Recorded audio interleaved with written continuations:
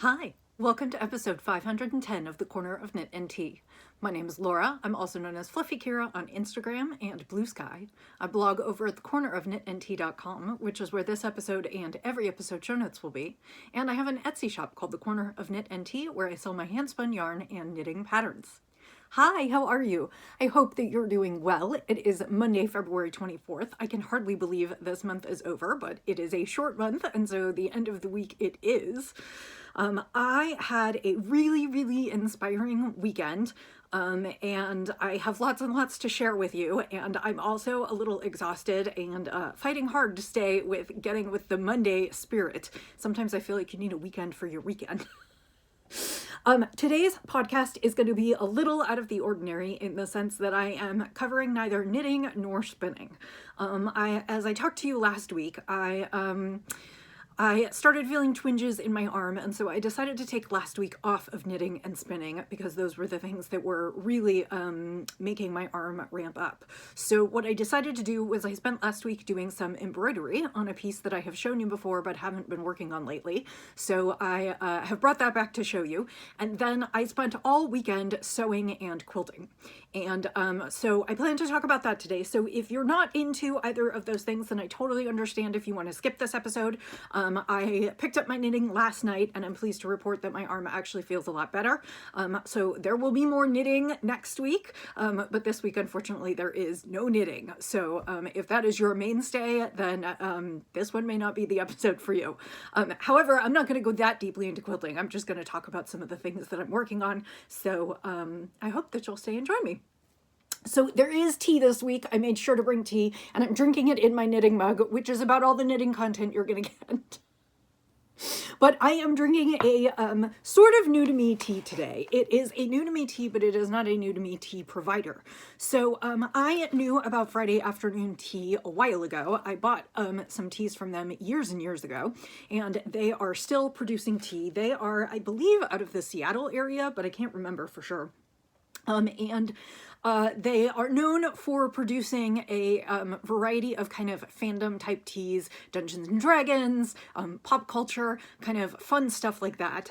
Their teas are delicious, and one of the things that I have been noticing for a while now is that the owner of Friday Afternoon Teas, and I confess I do not know their name, but they have been producing a lot of content that is sort of more in depth on tea, kind of talking about different kinds of tea, but also talking about environmental impacts of tea and veering sort of towards activism. And so given that those are things that I actually support, and activism, environmentalism, climate change, given that work against that are, work against climate change, work for environmentalism, given that those are ideals that I support, I want to put my money where my mouth is, and I want to spend with small makers who are trying to make a difference in the world, and whose values with which I align.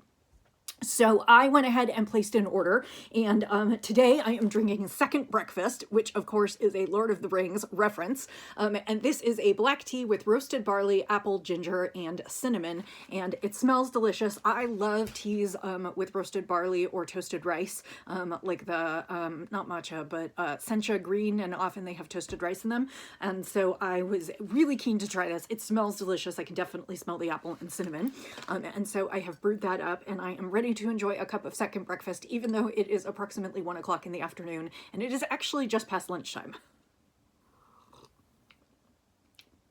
Ooh, that's really good. So it's black tea. I get a little bit of the apple and cinnamon. I don't taste a lot of the ginger, but that probably melds in with it. And then I do get a little bit of the toasted grains, add just a little bit of, they say it adds nuttiness. I don't know how else to describe it, but it is kind of a toasted, so it's not super sweet. It's just very, it's kind of a toasted taste. It tastes really lovely. I think I'm going to like this one, and I want to share this one with one of my friends. So I didn't realize I was only ordering an ounce, and so I'll probably give the rest of this to her and then go order another bag, because that's how I roll. That will be great for the afternoon. So I think I'll start with the embroidery because I only have one of those, and then I have a couple different sewing projects, and I'll talk a little bit about the retreat because it was a new to me. I've obviously been to many knitting retreats and even some spinning retreats, but I haven't done a quilting retreat before, so there were a few things that were new and kind of fun to me. So in terms of embroidery, what I picked up to stitch this week while I was working on things was my, it's a monthly monochromatic sampler, and it is from, I think it's Be Mine Productions on Etsy. I will link it in the show notes. I just haven't looked at their shop in a while. They have done quite a few like year-long programs, and so this was one that I really liked because each month is a different kind of sampler or a different kind of pictorial scene. It's a little bit folk artish, but it's made very modern by the fact that it's done kind of in monochromatic color schemes. So like the January one that I'm doing is kind of an evergreen, so it's like anywhere from like sage greens to dark greens. And so I will say, let me be a little bit more specific. You buy the PDF patterns from a shop on Etsy, and there is a way to buy the year-long bundle if you want that, or you can just buy one at a time. I went ahead and did, well, I kind of bought it in a few parts because for the first part of the year, she had all 8 patterns bundled, but the last 4 weren't out yet, and I wanted to buy them anyway and get started. Anyway, all told, I bought all 12, and every month is kind of a different colorway. And I decided that maybe I wanted to do them and eventually turn it into a quilt. This is going to be a very long-term project. So what you get when you buy is you get the PDF pattern, and she has sized the PDF pattern for a variety of sizes of hoops. And I want to say anywhere between 6 inches and 10 inches. So the pattern comes with all the different sizes so that you can just print out whichever size you want to do on whatever that printer transfer sticky water soluble sheets are, so that you can stick it onto your fabric, whatever fabric you're using. You can embroider it and then you can wash it and that transfer paper will dissolve. So it's an easy way to kind of transfer your designs without having to sketch them. You could of course sketch them if you wanted to. I just bought the paper. I don't think I have it up here. I think it's downstairs by the printer. So I worked on the sampler for January, which, like I said, is an evergreen sampler. And the last time we talked, I had like most of this top part done, and I had a little bit of the leaves on the sides, but I really focused on the bottom this time. So I've been doing kind of some of these leafy bits and lots of French knots, and then I did the moons and the teardrops, some of those kinds of things. And I'm kind of working around the sampler. I still have the deer to do, which is going to be a big project. And then I have obviously the trees and kind of the birds, and then afterwards I'll go back and do all the leftover French knots. So this is the progress that I have made so far, and I should say the pattern also comes, the sampler is intended to be done in 2 colors, a light and a dark. And so for each month she gives you the DMC floss colors that she used to create, because obviously there are pictures of the whole design, and then she also gives you a really nice kind of high quality photograph of the design so you can see what kinds of stitches she used. She doesn't detail all the stitches used, and I'm kind of doing my own thing. For the most part, I'm doing a combination of outlining and satin stitch, so back stitch and satin stitch, and then French knots. So, but some things are just kind of, well, I guess they're still like running stitch or back stitch.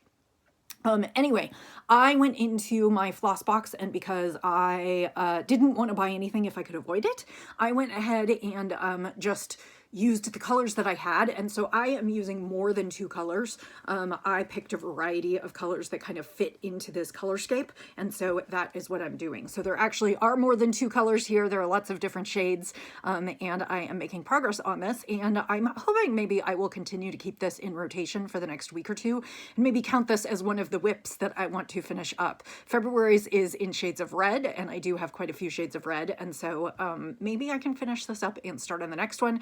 this is not a project that I have a time limit on. This is kind of when I have time, and I have found that like when my arm is in good shape and I want to do nothing but knit, that's what I do. And when my arm feels a little sore and I need something to do with my time, or I need a slightly portable project when I don't have a good portable one, this is a great project to pick up and take with me. So that you will see this again probably more times, and I will probably work on this over the next few years and then maybe ultimately turn it into a quilt. But I'm excited to have the first one done and to wash it and iron it and then see what it looks like, and then maybe start the next one. So I am using, just for transparency's sake, I am using, I think it's an 8-inch hoop, 9-inch hoop. I think I used the 8-inch design on a 9-inch hoop so that I have a little room at the edges. And then I am using their Kona Cotton, just white layer squares. So I just bought a layer cake. I think I bought it to do other things with, like quilt labels and other things, but I figured I could borrow 10 or 12 squares to do what I wanted to do with it. And so I'm just embroidering on that, and then I will figure out how to incorporate them into a quilt later on. I have some ideas, but it is so far off that I am not going to worry about it yet. I am just going to embroider as I see fit, and then eventually I'll get there. So that was progress on that one this week, and I hope, like I said, the progress won't stop there, even though I will go back to knitting. So, quilting. So I joined, this past August, I joined the Kansas City Modern Quilt Guild, and the Modern Quilt Guild is actually an international organization, and there are local chapters, and so there is a Kansas City chapter. And I joined because I figured it might be a little bit more in my age range, which is great. And for fair disclosure, I'm 46, so I'm not retired yet. I have, my tastes lean a little bit more modern in terms of quilting. I know I have been doing a lot of traditional quilting in terms of kind of just taking basic block patterns and pre-cuts and squares and whatnot. But like when I look at quilts, I definitely have a more modern feel, and I like a lot of color and a lot of contrast. And so I decided to just give the guild a try. Well, I should say, actually, I was invited. I was invited by a lovely follower on Instagram who knits and spins and is here in Kansas City, and thought I might, and now that I was quilting, thought I might enjoy it. And she invited me, and she was right, I did. And so the guild has a lot of benefits, including that we get internationally renowned speakers. The first meeting that I actually went to, Anna Maria Horner, who now goes by Anna Maria Perry, but she is a pretty famous designer for really big, bold prints, and she does a lot of applique quilting. Anyway, they invite in some really interesting speakers. They do a lot of events. You have access to the national, there's a national forum within the Modern Quilting Guild, and then there is education and some free patterns and articles and tutorials and just all kinds of things to take advantage of. And I admit I have not taken advantage of nearly as many of them as I could. Anyway, so I have been enjoying that, but one of the things that I've been finding is their guild meetings are their guild meetings are usually 90 minutes, and they are incredibly well run. 20 minutes or so is for guild business, which is like the business meeting, talking about what's coming up, anything the guild members need to do. There's some fun things like door prizes and birthdays, and my favorite part is actually show and tell, watching people show off their quilts. And then there's usually a program, which is about 45 minutes to an hour. So the meetings are run really efficiently, but there's time before and after for socializing. But if you are a new member, and I should say that I think our guild membership is about 250 members, so sometimes you show up and there's 100 or 125 members milling around. And a lot of people have been in for a while and know each other and have friends. And I mean, I'm guilty of this when I go to knitting places. I almost always go with my knitting friends. And so like, I'm not just looking for all the new people and welcoming them in. And that's not to say that they're not welcoming. That isn't the point that I'm making. But the point that I'm making is that I haven't really met a lot of people and like gotten to know anyone, and people who are my age or interested in some of the quilting things I'm interested in. And as opposed to knitting, where I feel like it's not that I don't have anything to learn, but I have a lot of knitting knowledge, whereas I feel like I have very little quilting knowledge. I'm mostly self-taught from YouTube videos, and so I feel like there is a lot that I could learn from a lot of people, you know, people who are far more advanced than I am, and I would really like to find some people to, not exactly socialize with, but be social and quilt together, like enjoy quilting things together. So I was warned that one of the best ways to get involved was to participate in some of the sewing days. And almost every month they have some kind of either a class or a sewing get together to do kind of charity quilting or something like that. And so this past weekend was QuiltCon, which is the Modern Quilt Guild's big quilt show, and that took place in Phoenix, Arizona. And it's amazing. I've been watching all the photos and having all the FOMO about, you know, just all the there's a quilted and juried show. There are quilt exhibits, there are booths, it's a shopping extravaganza, there are classes. I mean, you know, we're talking like Rhinebeck or Maryland Sheep and Wool or, you know, Stitches or one of the big conventions. So it looked like lots of fun, but one of the things that the Quilt Guild does is it's called QuiltCon, and so one of the things that our local chapter does is they host a weekend called QuiltNon. So basically, for those of us who didn't get to go, who either couldn't afford to or weren't ready to or whatever else, it's a weekend for us to enjoy sewing at home and celebrate while other people are celebrating. And so I joined, and it was offered at 2 locations in Kansas City. One is the Fabric Chick, which is a great little shop up in Parkville, which is in Missouri, quite far north of me. And then one at the Casey Maker Studio, which is off of Johnson Drive. And I think it's not exactly Prairie Village. I'm not sure exactly. I don't know if it's Shawnee or Shawnee Mission, but it's kind of centrally located in the city, and it's only about 30 minutes from me. And I had like walked by the store. There's another restaurant in the shopping center that I have gone to before, but I'd never actually been in, and it was amazing. It's beautiful. It's a huge store. They've got a lovely classroom space. They've got all kinds of fabric lines, a lot of the quilts on the wall were very modern. They've got long arm quilting machines in classes if you want to learn how to long arm quilt, and you can rent time on those machines. So that is of interest to me. And it just seems like a really lovely and vibrant community. So we took over one of the classrooms there. There were about 25 of us. And it was basically an open sew, which is you bring sort of like a knit night. You bring whatever you're working on and you can work on it all weekend. So everybody brought their own projects. There were people working on applique quilts, people working on more traditional quilts, people working on modern quilts. And then the one thing that they sort of offered as a project for us to do was they suggested that we bring some fat quarters or some favorite remnants of fabric, and we could make a pin cushion, and the guild would provide stuffing for it, so walnut shells or polyfill, and would bring labels, so you could add like a quilting label to your pin cushion, and it could be kind of your souvenir project for the weekend. So I went up there with high hopes, and I got lots done, and I've never sat that long at my machine before, so I came home a little bit sore and tired, but I had a great day. So the first day, I basically worked on a quilt top, and I actually finished the quilt top.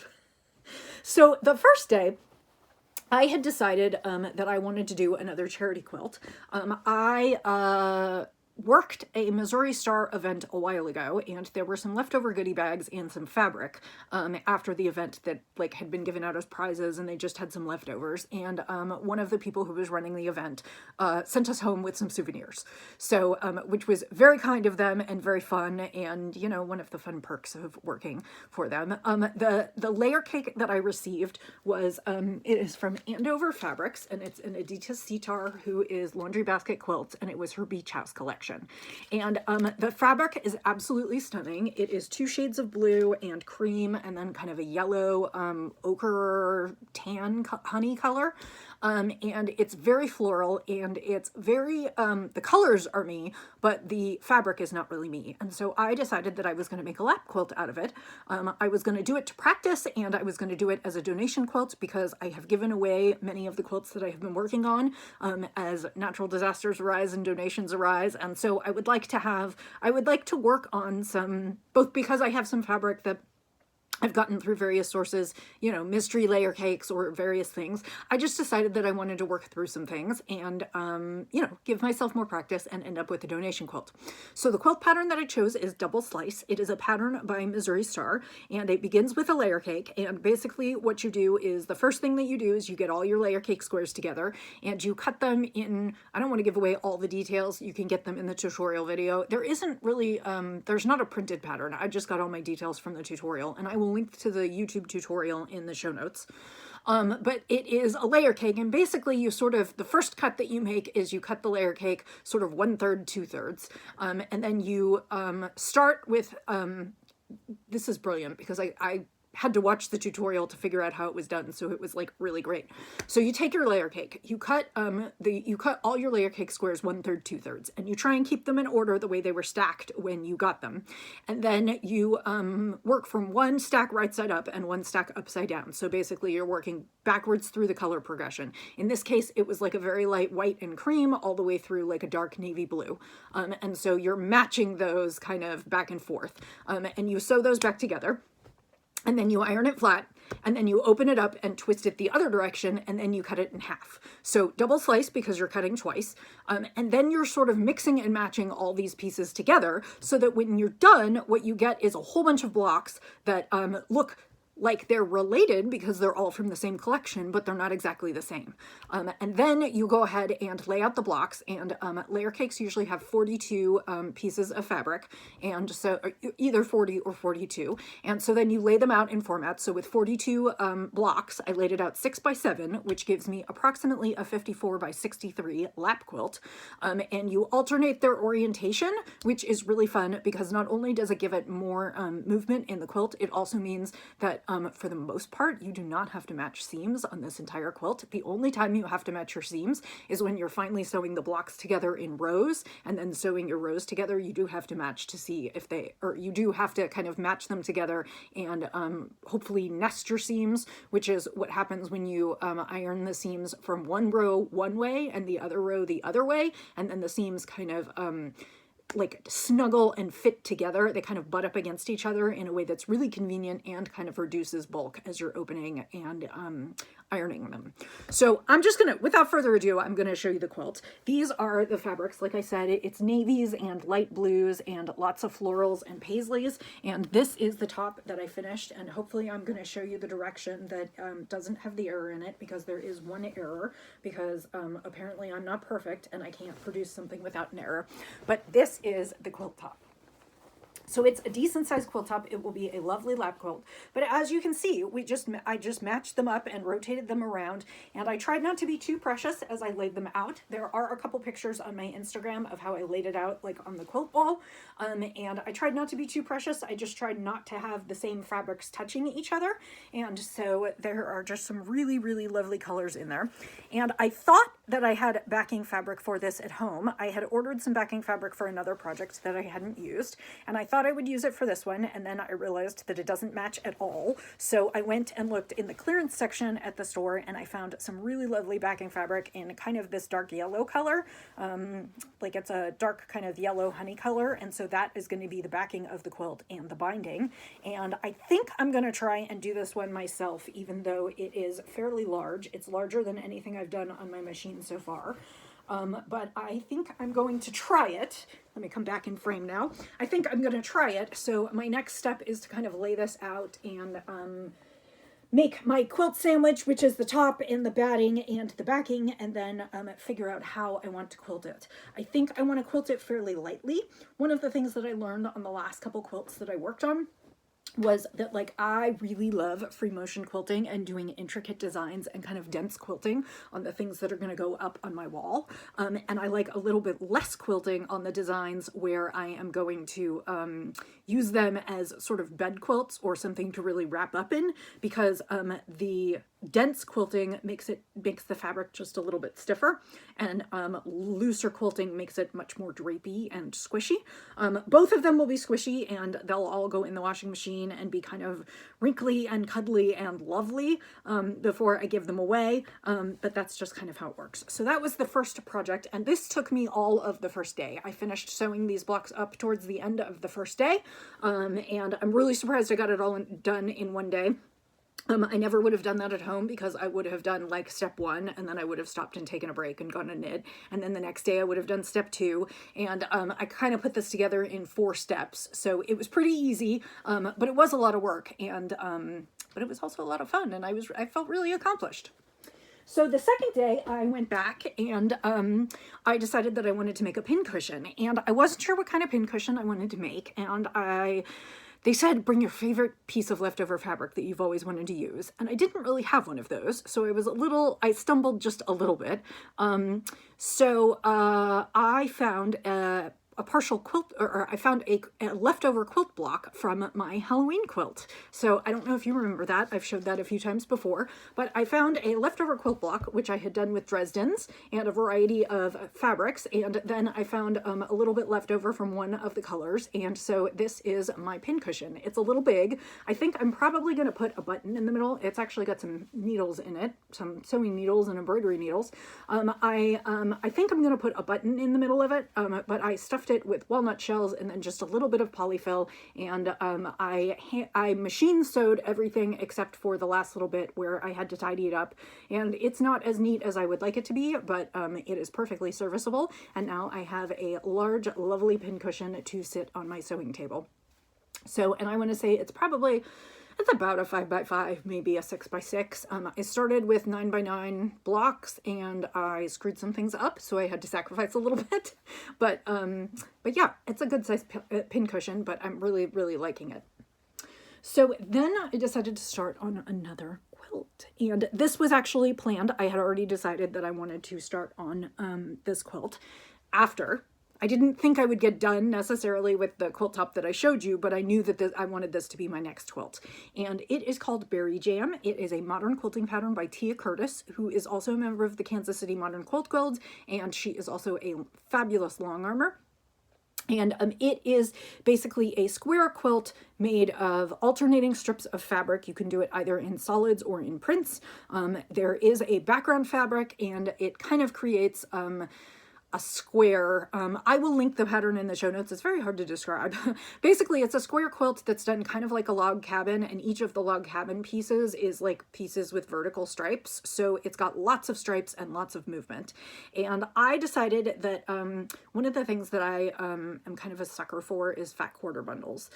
Fat quarters are a specific measure of fabric, and a fat quarter bundle, you can see I have a few behind me. A fat quarter bundle is usually well, it depends. They can come in small and kind of large, but oftentimes a fat quarter bundle is a fat quarter, like I said, the measurement of the fabric, which is a quarter yard, but it's kind of in a different format. So a quarter yard would be 9 inches by width of fabric. A fat quarter is 18 inches by half of the width of fabric. So 18 by 22 as opposed to 9 by 44. I know there's all kinds of terminology, but a fat quarter bundle, oftentimes a fat quarter bundle of a collection will be a fat quarter cut of like every one of the fabrics in the collection. And collections can be anywhere from 10 to 12 to 15 to 25 different cuts of different designs of fabrics. So I had a beautiful bundle that I have actually used on here before, and I'll just show you a few of I didn't bring the whole bundle, and it's all torn apart anyway now, but this is kind of a modern, it's a floral and modern print collection by Stephanie Organis, who is she goes by prettyplease.mx. She is I think she's from Mexico. A Latina, or I should say Latin American quilter, and she does these beautiful, vibrant floral prints in bright modern colors and patterns, and I just love her fabric. This is her Wandering collection, and this is just a few of the Wandering collection, but these are a few of the bits that I started with. Basically, each of your stripe sections is going to have stripes of unequal width, which is why it looks unequal, and you want to contrast like a lighter or dark or medium or dark, so that you have lots of contrast between them. And then I'm going to start building them kind of as a log cabin, and my background fabric is the Kona Cotton color of the year, which is this dark purple, this luscious dark purple Nocturne. It's a regal purple, and I think it's going to be really lovely against all the bright colors of this collection. So it's got yellows, greens, pinks, oranges. It also has a purple in it, which I'm actually going to leave those out. The purple is bluer and not quite as royal. It's a lot dustier looking, and so I had already decided that I would just take those few pieces of fabric out. I don't know that I have none of these prints actually have the purple, well, maybe a little bit. Not really. They don't really have the purple that I'm omitting from it, but everything, all the other colors will be in there. So there's like, you've got like these varieties of pinks, there's little bits of orange, there's little bits of magenta, there's greens, lights and darks, and so you'll see all of those colors in what I'm doing. This one has the magenta there. I love that one, the ginkgo fabric. So that is what I'm doing, and I will be working on these strips in the next several weeks and putting that quilt together, and I'm excited to show you my progress on that. I think my goal for this year in general is to focus a little bit more on modern quilting. I can't tell you entirely what modern quilting is because I'm still learning very much myself. In general, it is bright colors against, well, I should say it is not just modern fabrics, but it is sort of a style that leaves lots of negative space. It's a lot of bright colors against sort of a neutral background, and a little bit less, I can't say it's not piecework because it is, but it's a little bit less kind of the traditional patchwork look that you would find in just like more traditional when you think of quilts. And so I would like to work on new patterns. I would like to sort of challenge myself. The interesting thing about some modern quilts and improv quilting, which is sort of what it sounds like, you sit down and you just kind of start putting fabric pieces together and cutting and trimming and sewing seams and, you know, building out, is that it doesn't require some of the precision that I find most difficult in quilting. Like I still have trouble cutting straight lines sometimes, sewing straight lines, matching my corners up. And so I am interested in a little bit more freedom, a little bit more art. Actually, this brings me to sort of something I was pondering this weekend that I was discussing with Wes, which is what do I want my quilting to be? So I picked up quilting for sort of two reasons. One is that I joined a quilting company and I wanted to learn more about it. And as part of my job, I was watching all of these videos and learning techniques. But part of it is also that I picked it up as a secondary craft because it is something that I can do without pain. And I picked it up sort of as an alternate to knitting when I was having trouble. And so I've leaned into that. I don't know what I want my quilting to be. I don't know if it's ever going to be the same kind of passion I feel when I'm knitting. I don't know if I want to get in it to create art pieces or create functional items that I can use. I don't know kind of what style I want to take, or I know when I look at quilt patterns, what are my favorite ones to look at, but I also don't know if those are going to be my favorite ones to make. So I think this year I want to spend some time sort of exploring this new craft and learning more about it and trying new things and seeing what I like and just getting myself a little bit more into the community. And this was a great way to do that. So I should say that the classroom was enormous. There were 25 of us and there were probably 40-ish, 50-ish working stations, big tables, areas to plug in anything and everything, wide aisles between them, ironing stations, cutting stations, like everything you could possibly need. And everybody just brought all their pieces and all their quilts they were working on and sat and laughed and enjoyed each other and learned from each other. And it was a really fun experience. And I met a few people kind of at my table in area. We went to lunch together. And so I feel like now I have a few people that when I go to guild meetings, I'll know them. I can sit with them. I can say hi. They're people that we're going to have a Kansas City Regional Quilt Festival here this summer. They're people I could go with to the quilt festival.